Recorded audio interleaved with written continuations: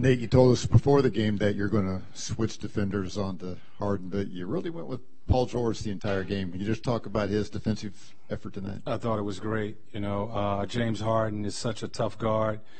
We wanted to start off with Paul, and, James does such a good job of drawing fouls. We thought if Paul picked up a quick one early, we would go to Jeff or possibly Glenn guarding James. But I just matched Paul's minutes with Harden, and Paul did a solid job of just staying in front of him, making him work, not really giving him anything. 7 free throws is all that James got tonight, and we just made him shoot contested jump shots. That's what defense is all about, keeping these guys in front. We felt like if we could control the ball, keep the ball in front of us, we had a chance tonight. Paul has had some success against him in the past. The 2 years the Pacers went to the conference finals, he, 3 out of the 4 times, really played well. Is that something you kind of drew from? Were you aware of that? And did you have a lot of conversation with him about how to defend Harden? No, it's just I've just felt like Paul's length on James and the way we wanted to guard him, Paul was the best guy for him, to draw that assignment. And, we went over that in shoot around. There were certain things we wanted to do defensively.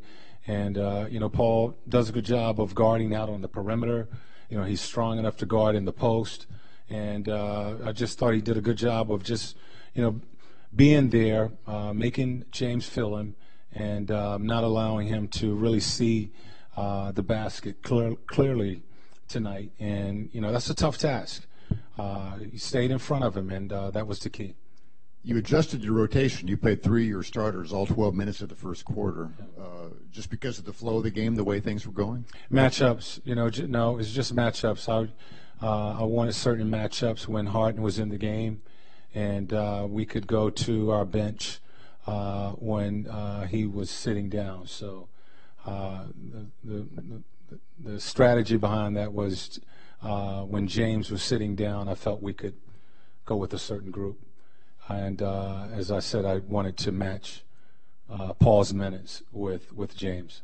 Glenn Robinson has played much better since returning to the bench. He's shot much better. Do you think, is he more relaxed? What's going on with him, you think? Possibly. I think, he hadn't been in that role, and I thought he did a good job for us. I felt like he was pressing a little bit in that starting role, and, wanted to just change up our lineup and put another shooter out there that could spread the floor, play with Paul and Jeff. And, CJ, can shoot the ball. Defensively he's working hard to improve in that area. And, with Jeff being able to push the ball and handle, and you got those 2 wings spreading the floor, it really opens up the floor. Nate, you guys were able to move the ball extremely well tonight, 28 assists, 15 from Jeff Teague. What allowed you guys to be able to have that type of rhythm so early on and to continue that throughout the ball game? Well, I don't think they believe me, but I just think when you're aggressive defensively, it puts you in a better offensive rhythm. When you are, playing with that sense of urgency on the defensive end of the floor, everybody is scrapping, you're playing hard. You don't think about the offense, and you just kind of play in a flow and a good rhythm. And I think this is the 3rd game in a row that has happened. We had a tough defensive assignment against Minnesota, 3 guys that averaged 20 points. So I thought the defense was solid in that game. Offense, we had a good flow. Our last game against Sacramento, very physical game. Defensively, we scrapped for 48 minutes. Offensively, we had a pretty good flow again tonight. And normally with us, it's like when we have a good offensive game, we play well on the defensive end of the floor. I thought tonight we established our defense early, not giving these guys anything. 2nd highest scoring team in the league, a tough challenge.